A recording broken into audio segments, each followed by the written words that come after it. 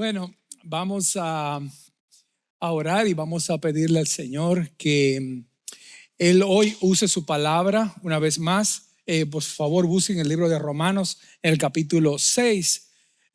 Esta es una continuación del sermón del domingo pasado. Por lo tanto, busquen Romanos capítulo 6 y vamos a estar trabajando en los versículos del 7 al 14. Amén. ¿Hay libertad en Cristo o no? Amén. Bueno, vamos a tratar ese tema. Vamos a ver cómo Pablo lo sigue desarrollando desde el versículo 7 al 14 del libro de Romanos capítulo 6. Amén. Vamos a orar, vamos a poner este tiempo delante del Señor. Padre, alabamos tu nombre porque tú eres santo, porque tú eres bueno y porque para siempre es tu misericordia. Señor, te agradecemos por este pasaje que tú has puesto delante de nosotros. Y pedimos en el nombre de Jesús de que tú me des la claridad mental y espiritual para yo poder desarrollar este tema siendo guiado por tu Espíritu Santo. Este es un pasaje muy complejo de las Escrituras, pero con la ayuda de tu Santo Espíritu todo se hace fácil. Gracias, Señor, por ser tan bueno y por ser tan misericordioso con nosotros. Lávanos, Señor, límpianos para que tu palabra pueda entrar a nuestras mentes y corazones y haga el trabajo para el cual tú la has mandado.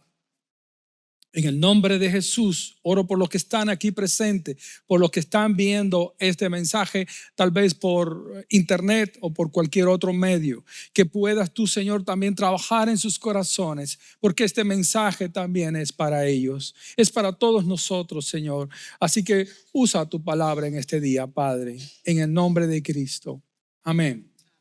Hiro Onoda fue el último soldado japonés en entregarse en la Segunda Guerra Mundial. Esta historia es muy conocida y porque este señor fue comisionado a las Filipinas para sabotear todo el ejército americano que estuviese presente allí. Su labor era de espionaje y también de destrucción de puentes. Tenía que ver con poder mermar de alguna manera el ejército norteamericano en ese país. Él, junto con otros 3 personas más, se internaron en la selva de las Filipinas para hacer su labor de sabotaje. Y durante ese tiempo, ellos se mantuvieron en la selva por 30 años después de la Segunda Guerra Mundial haber terminado. Fíjese que durante esos 30 años el gobierno japonés sabía de que existía él y los otros 3. Le dejaron caer panfletos en japonés, por supuesto, diciéndole, Hiro, ríndete porque ya la guerra terminó. Entonces, cuando él leía junto con los otros el mensaje, él pensaba que era que los americanos habían dejado caer esos panfletos para que él se rindiera a tomarlo preso. Entonces, nunca le creyó a esos panfletos y no fue por una intervención del gobierno, del alto mando militar japonés, que era, según tengo entendido, el jefe de él, que hablaron con el jefe de él para que se comunicara y fuera allá y pedirle que se rindiera, que ya se entregara, porque no tenía razón estar 30 años en una selva después de una guerra ya acabada. Sostuvo, hermano, 111 combates en esos 30 años después de la guerra haber terminado. Pero él ni lo sabía ni lo creía. Y yo creo, hermano, que hoy, como vimos en el sermón pasado, tenemos una realidad, tanto en personas que no son cristianas como en cristianos. Y es que hay hermanos que están luchando con una batalla que ya fue ganada. Nosotros vimos que hay personas que tienen ciertas batallas espirituales que todavía no han logrado vencerla. ¿En qué sentido?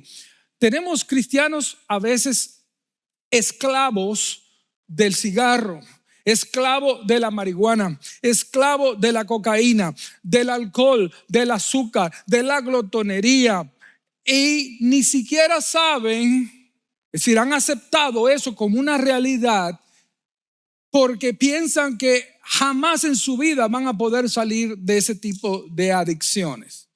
Eso nosotros lo vimos anteriormente. Y la lista, hermano, de adicciones es muy larga, que mantienen al cristiano preso cuando ya ha sido libertado. Lo mantiene luchando por una guerra que ya ha sido ganada.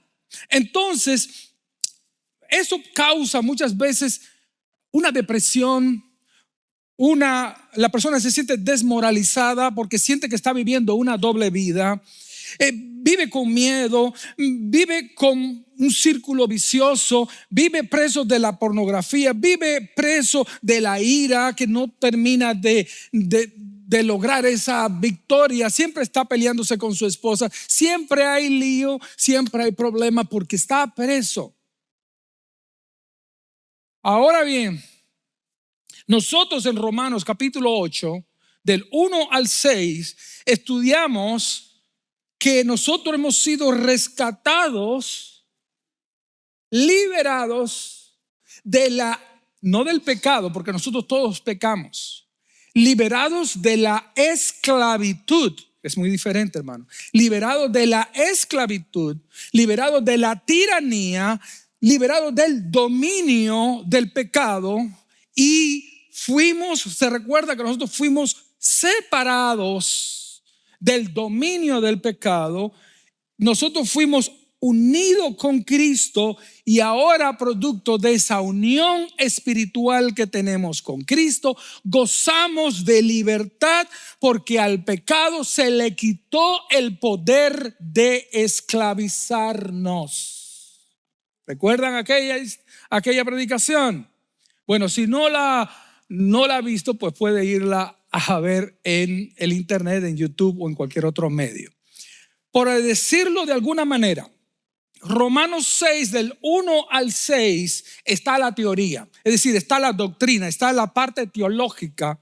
Pero ahora de los versículos 7 al 14, Pablo va a explicar cómo de una manera práctica, que yo creo que eso que nos interesa mucho saber, cómo de una manera práctica yo puedo, no leerlo aquí en la Biblia, ¿de qué manera yo lo puedo experimentar? Porque si esto solamente queda en una teoría, pues solamente de poco me sirve. Eso tiene que ir a la práctica. Bueno, hay a lo menos 3 pasos, yo lo voy a sintetizar en 3 pasos. Y el primer paso es saberlo.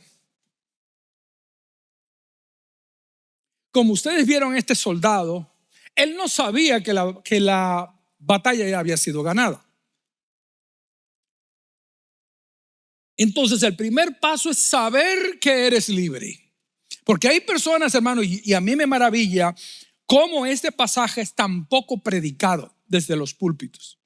Cuando se necesita tanto. Alguien dijo que este pasaje es el evangelio para los evangélicos. Es el evangelio para las personas salvas, porque se le está diciendo ahí: eres libre de la esclavitud del pecado. No tienes que vivir bajo ese vicio, porque Cristo te ha hecho libre. Por lo tanto, la primera cosa que tenemos que hacer es saberlo. Un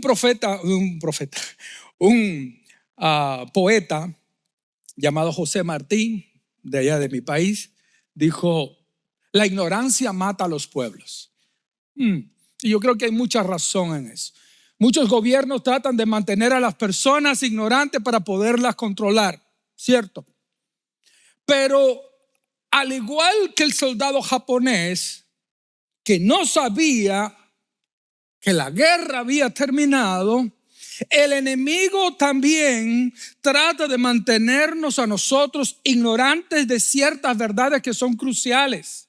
Hermano, hacen una diferencia del día a la noche en la vida espiritual. Esto es clave para tener una vida de victoria.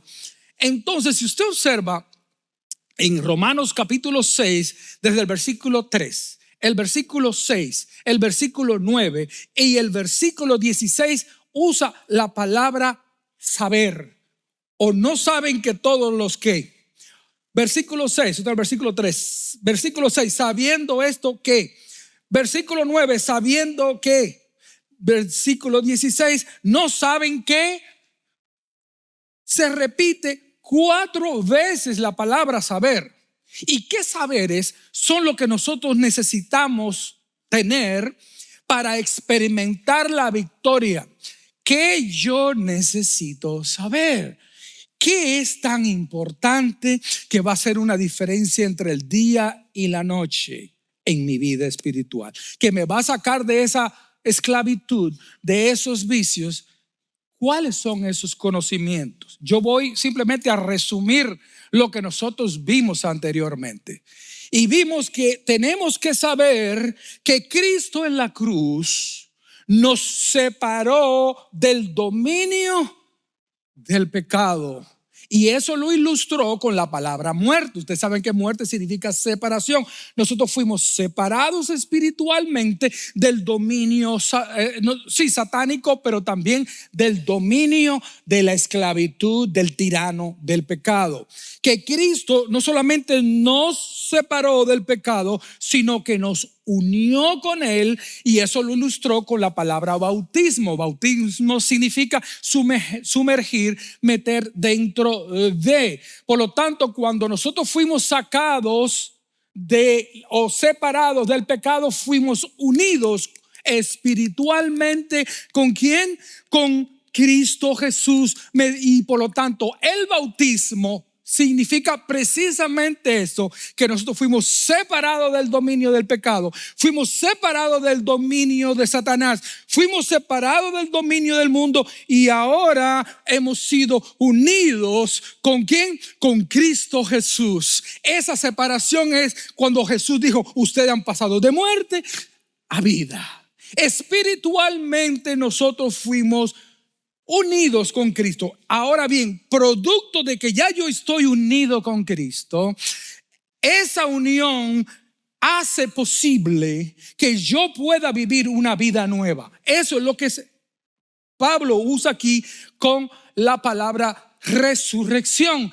Nosotros hemos muerto con Cristo, es decir, juntamente con Cristo, espiritualmente con Cristo, y hemos sido resucitados con él. ¿Para qué? Para una nueva vida. No se habla de la resurrección de los muertos, se llama aquí de una resurrección a una nueva vida aquí en la tierra.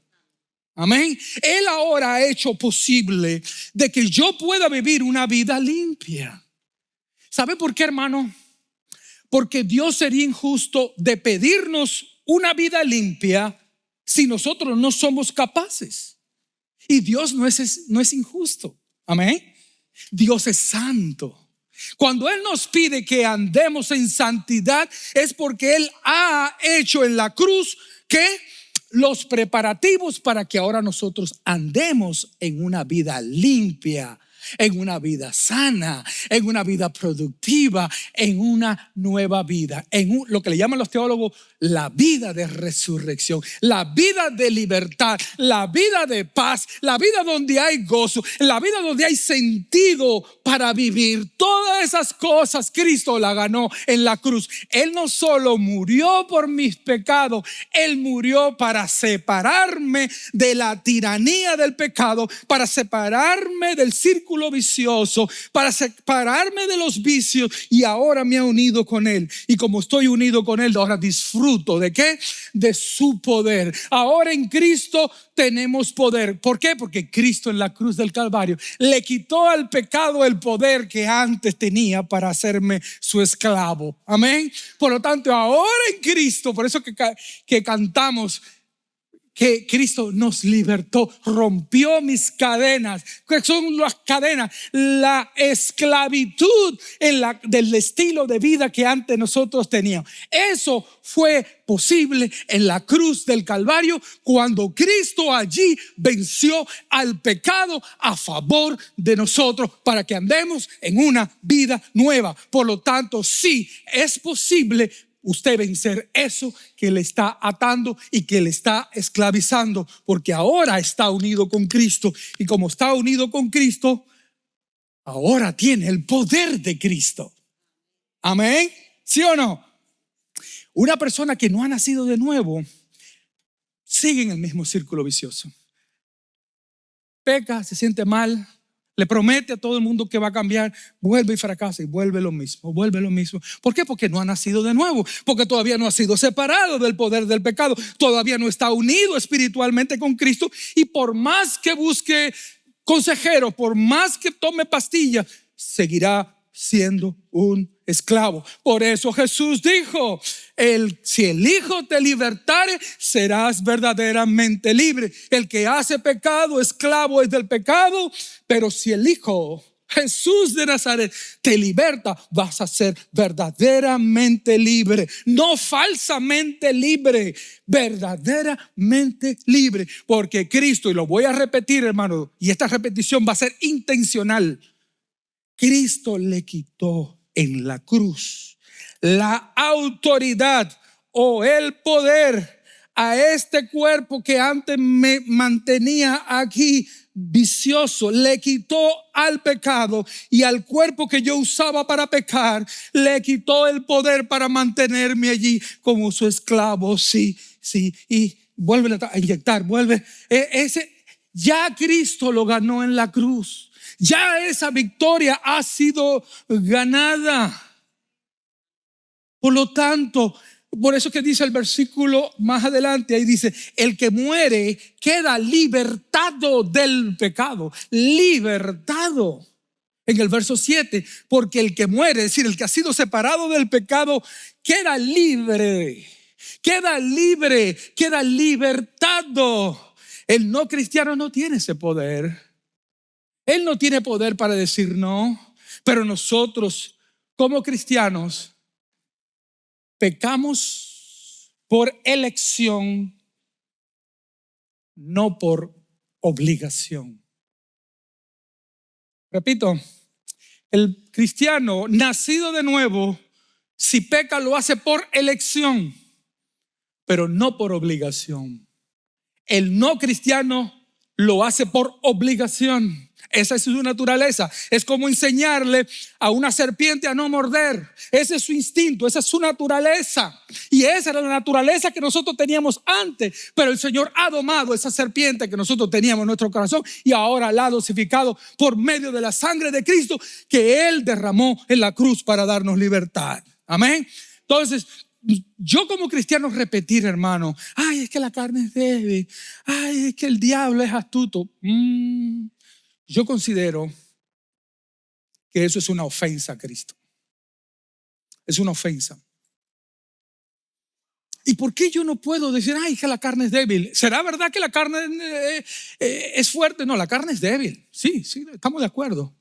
Pero ¿sabe lo que pasa? Que hay algo que nosotros pasamos por alto, y es que esa carne es lo que Pablo habla del viejo hombre. Esa carne fue crucificada. Es decir, cuando hablo de crucificada, quiere decir que se le quita a la carne el poder para esclavizarme. No hay que no esté presente, es que ahora no manda. Es decir, ahora nosotros tenemos el poder para mantenerla a raya. Y por eso es que nosotros tenemos que estar constantemente manteniendo a raya. No porque no exista, es porque ella no tiene el poder para esclavizarme. El cuerpo de pecado fue crucificado en la cruz. Se le ha quitado el poder de esclavizarte. ¿Me escuchas? Se lo voy a seguir repitiendo. Al pecado, al cuerpo tuyo que antes, el tuyo y el mío, que antes nos mantenía esclavo, se le quitó el poder para mantenernos esclavos. Tampoco podemos decir, no, es que el diablo es astuto y me obligó a hacerlo. Cristo en la cruz, dice la palabra, que derrotó a los principados y potestades. No porque Jesús tenía que mostrar de que Él es más fuerte que el diablo. Cuando Cristo en la cruz destrona a los principados y a las potestades y los exhibió públicamente en la cruz, ¿sabe para qué lo hizo? A favor tuyo y a favor mío. Ahora el diablo no tiene poder para esclavizarme. Recuerdan en las escrituras que dice que hay muchas personas que están ciegas porque el diablo los tiene presos en oscuridad. Son dirigidos por Satanás, aunque a ellos no les guste. Pero eso es lo que dice la escritura. El pecado no tenía esclavizado, Satanás no tenía esclavizado, pero Jesús, dice la palabra, que Jesús en Colosenses capítulo 3 dice que triunfó sobre los principados y las potestades, exhibiéndolo públicamente y triunfando sobre ellos en la cruz. No hay excusa. No que es que el mundo, Jesús dijo, confiad, yo he vencido al mundo. Amén. Entonces no hay pretexto para nosotros decir, no, es que fue que Satanás, no es que fue que el mundo, y no es que la carne es débil. No, hermano. Precisamente esos pretextos son los que Satanás quiere que nosotros sigamos repitiendo para que ni usted ni yo creamos de que existe una salida. Y sí, hay una salida porque Cristo en la cruz la ganó la victoria. Amén. Amén. Eso es muy importante. Entonces el primer paso es saber que eres libre. Estos conocimientos tienen que estar allí. ¿Okay? El segundo es creerlo. El segundo es creerlo. Porque sí, todo esto suena muy bonito, pero a la hora de la tentación, ¿cómo reacciono yo? ¿Cómo reacciona usted, mi hermano, mi hermana? En ese momento es donde nosotros tenemos que usar lo que creemos. Y esto es crucial, hermanos. Le voy a decir algo. Aquí la palabra creer es una convicción mental de que algo es cierto y que nos mueve a la acción. Se lo voy a decir de otra manera. Si cuando viene la prueba, yo me dejo vencer por la prueba o por la tentación, en la acción que yo estoy tomando de dejarme esclavizar, yo estoy mostrando de que realmente no lo he creído. Ahora se lo voy a poner desde un punto de vista positivo. Si cuando viene una tentación, yo digo en mi mente, esto no me va a dominar, porque Cristo en la cruz ya ganó la victoria sobre esto. Entonces su manera de reaccionar va a ser diferente. ¿Sabe por qué, hermano? Porque todos hacemos lo que creemos. Se lo voy a repetir. Todos hacemos lo que creemos, y cuando no creemos algo no lo hacemos. ¿Qué le parece? Es decir, las acciones están movidas por las convicciones. Lo que yo en mi mente tengo como algo seguro y firme, y aquí tiene que ver, hermano, con el carácter. Nosotros como cristianos tenemos que tener mentes fuertes. Y cuando hablo de mentes fuertes, mentes convencidas de que esta victoria es verdad. Porque si un boxeador sube al ring pensando que va a perder, ya perdió antes de subir. Y lo que usted menos puede hacer es adoptar una actitud de resignación. Esto es parte de mi vida. Sí, esta pornografía es parte de mi vida. Pues ni modo. Y yo soy hombre y los hombres somos así. No, los hombres no somos así. No. Esos son fortalezas mentales que nosotros, recuerda, hablamos en 2 de Corintios capítulo 10. Son mentiras que están en la mente y se vuelven fortalezas. y uno la cree, y como cree la mentira, pues vive en la mentira. Pero nosotros tenemos que armar nuestro pensamiento con la verdad, porque es la verdad la que me va a hacer libre, y esa verdad viene de Jesucristo, y esa verdad está en su palabra, de que Él en la cruz ganó la victoria sobre el pecado. No importa cuántas veces yo se lo vaya a repetir, pero se lo voy a seguir repitiendo. Cristo en la cruz ganó la victoria para ti y para mí. Amén. Y ya no somos esclavos del pecado. Ya no somos esclavos del pecado. Rompió mis cadenas, me dio vida nueva. Eso es lo que cantamos, eso es lo que debemos de vivir. Pero la mente, hermano, tiene que estar armada con ese pensamiento. La mente, tenemos que ser fuertes mentalmente. ¿Por qué? Porque de la mente, hermano, mana la vida. ¿Recuerdan Proverbios capítulo 4, versos 23 al 26? Guarda, hijo mío, ¿qué? Tu corazón, tu mente, porque de él mana la vida. Les voy a decir algo. Escuchen bien, si ustedes tienen algo para anotarlo, anoten. ¿Listos? Todo pensamiento que te torture no viene de Dios. Si quiere que se lo repita, todo pensamiento que te torture no viene de Dios. Entonces nosotros tenemos que cuidar qué es lo que estamos pensando, llevando todo pensamiento preso a la obediencia a Cristo. Todo pensamiento preso, firme en la mente, firme mentalmente, en creer que lo que la Biblia dice es verdad. Porque eso va a guiar lo que yo voy a hacer. Punto número 2 es donde yo veo que casi todos nosotros los cristianos fracasamos. Porque sí, nos encanta oír de que somos libres, pero cuando llega la acción, entonces no tenemos la convicción mental arraigada de que esto es verdad y que esto funciona. Que no es una teoría, hermano, que esto funciona en la práctica. Hemos visto dos cosas. Que para tener victoria nosotros tenemos que saberla. Tenemos que saber que existe esa victoria. Número 2, muy importante, tenemos que creerla. Y número 3, tenemos que usarla o apropiarse de esa verdad. Tenemos que usarla. Ve lo que dice ahí. Así también ustedes, creo que es el versículo 11, ¿verdad? Ajá, el versículo 11. Así también ustedes considérense muertos al pecado, pero vivos para Dios en Cristo Jesús. Y ve lo que dice: no reine pues el pecado en vuestro cuerpo mortal, de modo que lo obedezcáis en sus concupiscencias, ni tampoco presenten vuestros miembros al pecado como instrumento de iniquidad, sino preséntense ustedes mismos a Dios como vivos entre los muertos, y vuestros miembros a Dios como instrumento de justicia. Vean este pasaje. Pablo continúa diciendo: así que también ustedes considérense muertos al pecado.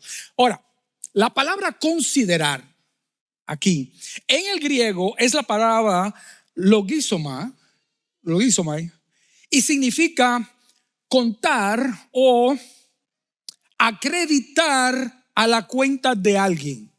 Y para explicarlo mejor, yo necesito usar una ilustración o un ejemplo. Vamos a poner: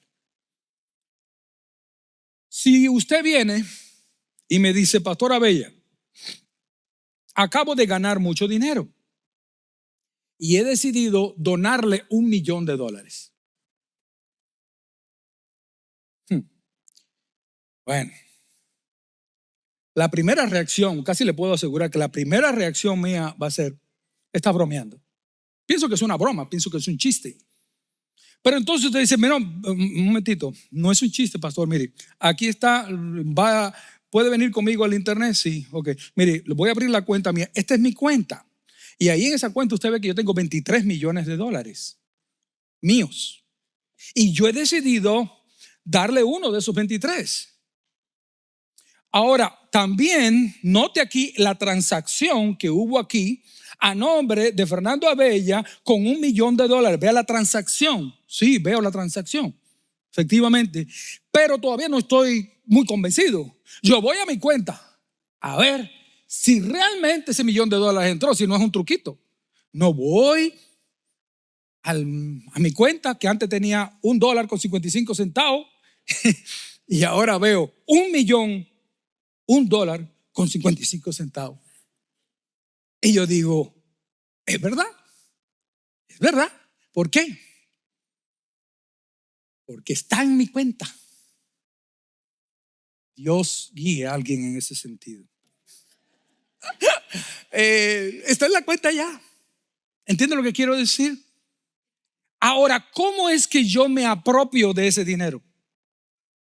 ¿Cómo yo lo hago mío? Porque la palabra aquí, logizomai, quiere decir acreditar en la cuenta de uno. Ahora, yo le puedo asegurar que ese $1 millón no va a quedar así intacto, ¿no?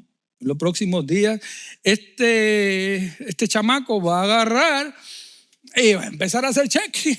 Eso se lo puedo asegurar. ¿Cómo yo me apropio de esa verdad? ¿Cómo yo me apropio de esto? ¿Sabe cuándo yo me voy a apropiar? Cuando yo empiece a emitir cheques. Antes no lo sabía, no lo creía, pero ahora lo voy a usar. Amén. Eso es lo que está queriendo decir Pablo aquí. Fíjense qué tan profundo es este pasaje. Yo puedo conocer los hechos, pero hasta que no empiece a emitir cheques, hermanos, no he tenido en cuenta los hechos. Uno se apropia de la libertad en Cristo, de la libertad del poder esclavizador del pecado, no solamente cuando lo sabe o cuando lo cree, sino cuando actuamos como un vencedor. Amén. Cuando actuamos como un vencedor. Un vencedor necesita saberlo, un vencedor necesita creerlo y un vencedor necesita actuar como un campeón, como un vencedor. ¿Cómo se gana esto en la práctica? Vea lo que dice el versículo 12. No reine pues el pecado en vuestro cuerpo mortal. Es una orden, es un imperativo. ¿Sabe lo que quiere decir eso en palabras acá?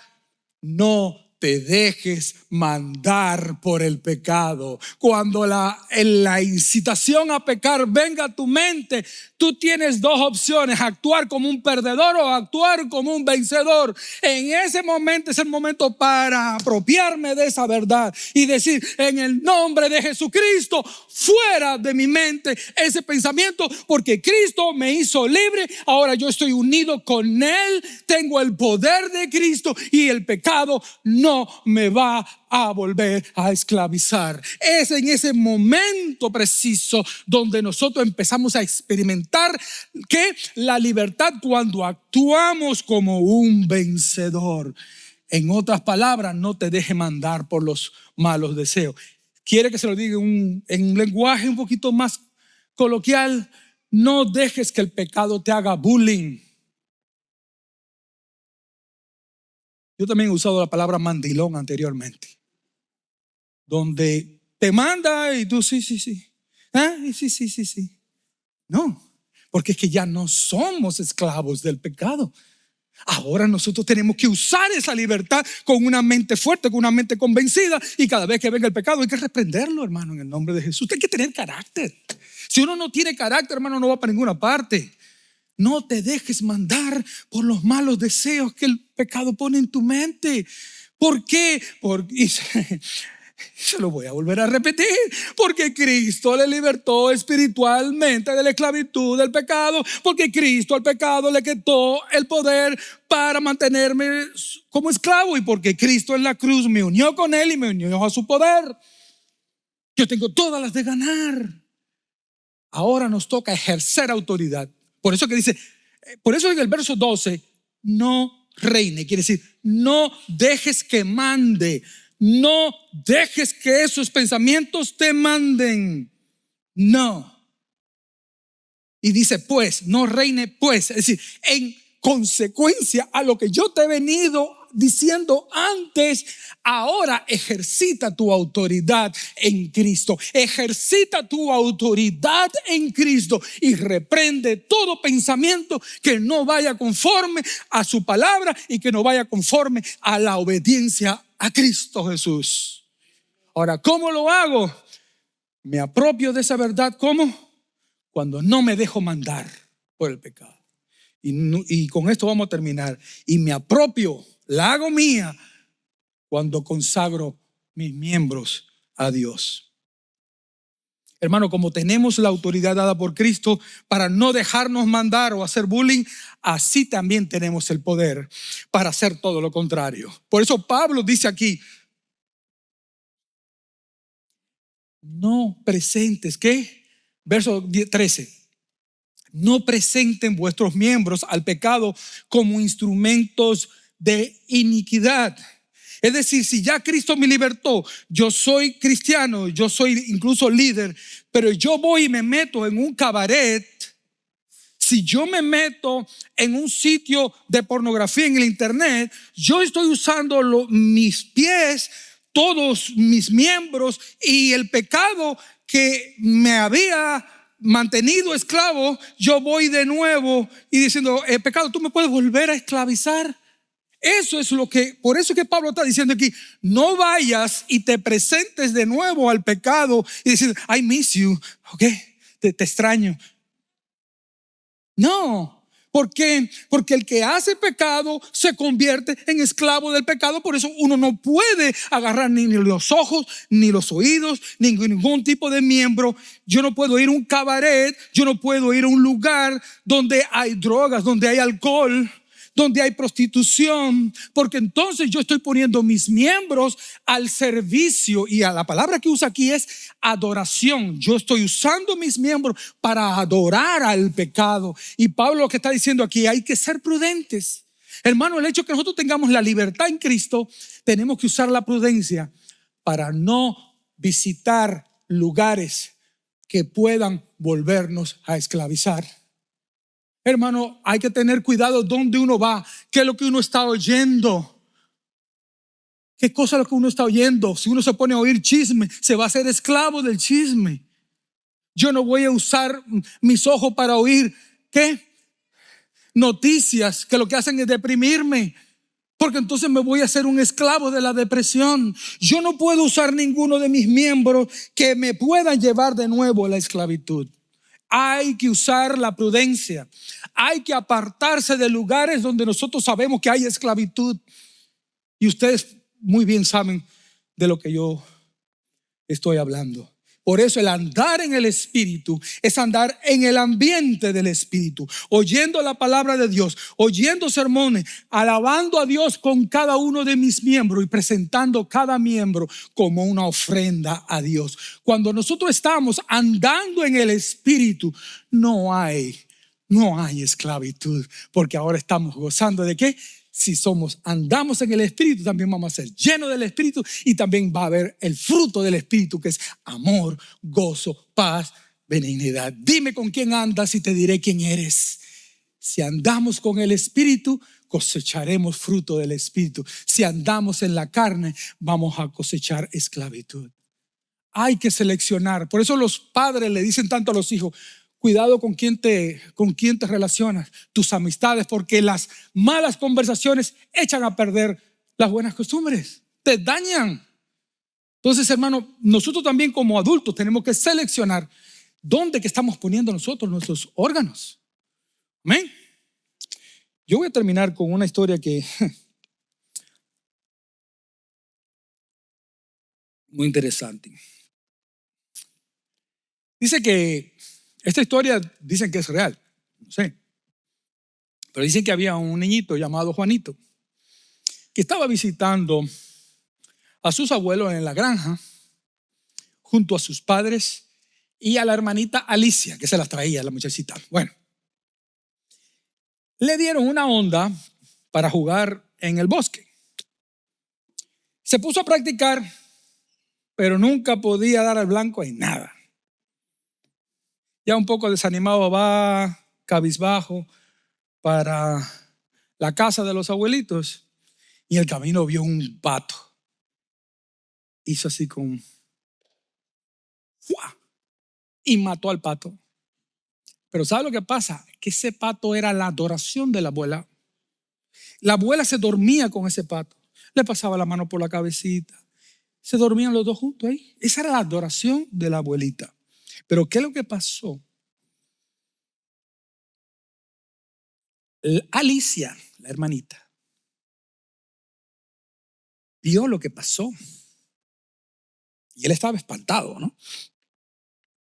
Pero Alicia no dijo nada. Se quedó calladita. Al siguiente día, cuando estaban comiendo la abuelita y todos en la casa, dijo la abuela, Alicia, ¿me puedes ayudar a lavar los platos? Pero Alicia le dijo, yo creo que Juanito me dijo que él quería ayudar en la cocina. Y en eso le susurró a Juanito, acuérdate del pato. Entonces Juanito se puso a lavar los platos. Al rato el abuelo preguntó a los niños, bueno, vamos de pesca. Pero la abuela dijo, lo siento, necesito que Alicia me ayude con la cena. Alicia solo se sonrió y dijo, bueno, está bien porque Juanito me dijo que él quería ayudarte. Y otra vez le susurró, acuérdate del pato. Entonces Alicia se fue a la pesca con el abuelo y Juanito se quedó lavando los platos y ayudando. Después de varios días ya Juanita no hacía tareas.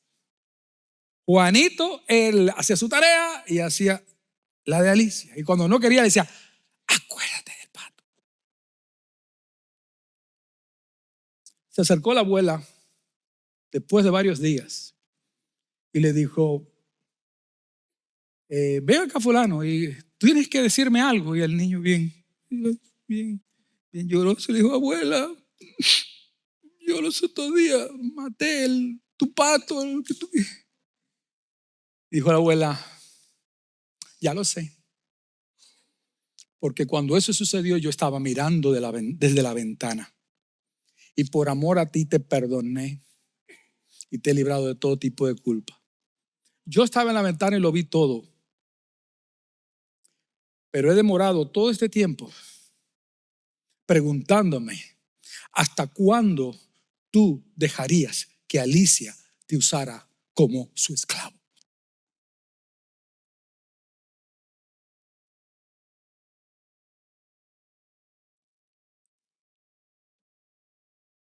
Cristo nos dio la libertad. Porque el Hijo, si te libera de verdad. Vamos a orar. Padre,